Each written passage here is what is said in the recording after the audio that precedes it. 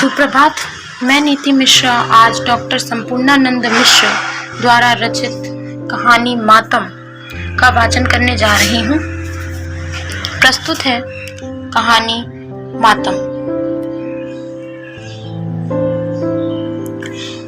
NTPC में अभियंता पद पर पदस्थ शर्मा जी की अवस्था 56 की थी। बेहद चुस्त दुरुस्त, सघन मूछें, वाणी में मिठास, कार्य के प्रति लगन आदि गुणों ने शेष कर्मचारियों से उन्हें अलग खड़ा कर दिया था। अपने कार्य कौशल के कारण अधिकारियों के चहेते हो गए थे। उसी पद पर पदस्थ और कर्मचारी उनकी इस कार्यक्षमता को पचा नहीं पाते थे। कभी कभी उनसे बहस भी कर लिया करते थे। लेकिन शर्मा जी कभी किसी की बात की गाड़ी को अपने दिल की पटरी पर नहीं चलाते थे और नहीं प्रत्युत्तर देना उचित समझते थे। आज घर से ऑफिस आकर शर्मा जी ने जैसे ही अपना काम करना प्रारंभ किया कि उनके मोबाइल की घंटी घनघना उठी। बड़े बेटे प्रमोद ने कहा, पापा आप जल्दी घर आ जाइए, मम्मी की तबीयत ठीक नहीं है, वह बेहोश हो गई हैं। शर्मा जी की पत्नी इधर 3-4 महीने से बीमार थी। बिटिया कामिनी की असामयिक मृत्यु ने उन्हें पूरी तरह से झकझोर दिया था। कोविड की महामारी में वे कामिनी को नहीं बचा सके। 25 साल की थी कामिनी जब उसकी मृत्यु हुई थी।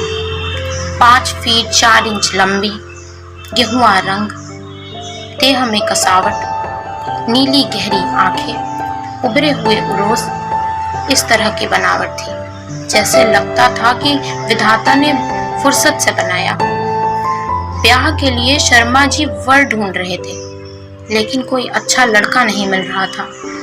एक आध जगह लड़का पसंद आया तो मांग इतनी थी कि शर्मा जी उस मांग के एवरेस्ट पर चढ़ने की हिम्मत नहीं जुटा पाए। कामिनी MA BEd थी, शहर के एक पब्लिक स्कूल में पढ़ाती थी। 25,000 रुपए की तनख्वाह थी।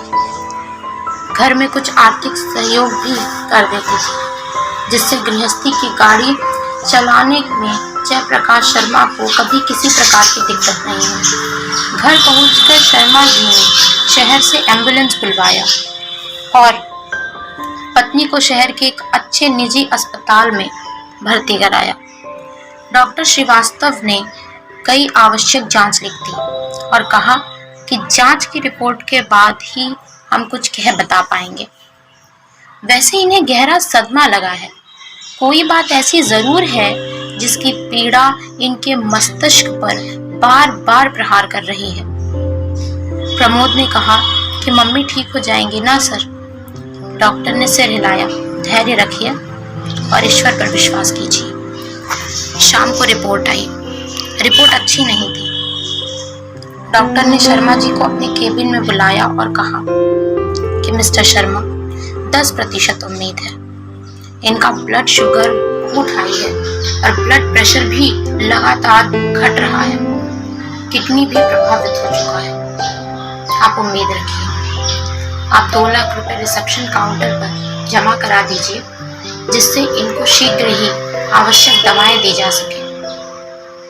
शर्मा जी जीवन में इतने निराश कभी नहीं हुए थे। आज वह लाचार थे, मुंह सूख रहा था, कोई रास्ता नहीं सोच रहा था। पौष के महीने में रात लंबी होती है और दिन छोटा होता है।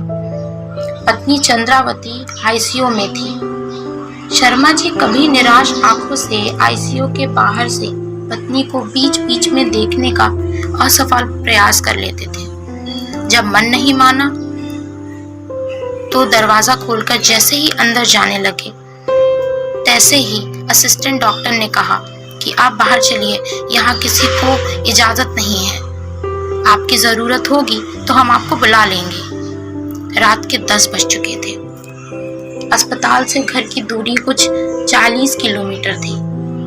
यह चिंता भी उन्हें सता रही थी कि छोटी बिटिया कुमुद और बेटा विनोद कैसे होंगे, कुछ खाए होंगे या नहीं, घर का दरवाजा बंद किया होगा या नहीं। विनोद में अभी अल्हड़ता है। कुमुद भी बहुत सयानी नहीं है।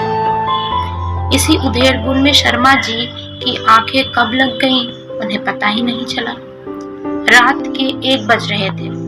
कुत्तों के भौंकने की आवाज से शर्मा जी जग गए थे। उसी में से एक कुत्ता लगातार रो रहा था। बड़ा भयावह दृश्य था। कुत्तों का रोना अपशकुन माना जाता है। किसी अनिष्ट की आशंका से शर्मा जी बिल्कुल सहम गए थे। प्रमोद को बुलाकर कहा, बेटा तुम कुछ खाए कि नहीं? बेटे ने कहा, पापा बस मम्मी ठीक हो जाए। यह कहकर वह फूट फूट कर रोने लगा। शर्मा जी की आंखें भी भर आई थी। आपस में कुछ नर्स आईसीयू के बाहर बातें कर रही थी। तभी डॉक्टर श्रीवास्तव आ गए और बड़ी धीमी आवाज में एक नर्स के कान में कुछ कहते हुए आगे बढ़ गए। नर्स डॉक्टर साहब के मंतव्य को समझ गई थी। वह शर्मा जी के नजदीक आ गई और कहा कि हम लोगों ने पूरी शिद्दत से प्रयास किया, बट शी इज नो मोर। शर्मा जी की आंखें भर भर आई। आज से 40 साल पहले का वह दृश्य उनकी आंखों में नाचने लगा, जब पत्नी चंद्रावती को ब्याह कर घर लाए थे। कितना उल्लास था, जीवन में कितना रस था। बहने बिना अपना नेक लिए ड्योढ़ी के अंदर नहीं जाने दिया था। एक तब का दिन और एक आज का दिन। शर्मा जी का यह सुखद अतीत आज उन्हें घोर संकट के दरिया में डुबो दिया था। प्रमोद फूट पड़ा। रो रो कर उसका बुरा हाल हो गया था। तभी एक वार्ड बॉय आकर कहने लगा, इतना शोर मत मचाइए, दूसरे पेशेंट पर इसका बुरा प्रभाव पड़ेगा। रात के 3 बज चुके थे। सन्नाटा पसरा हुआ था।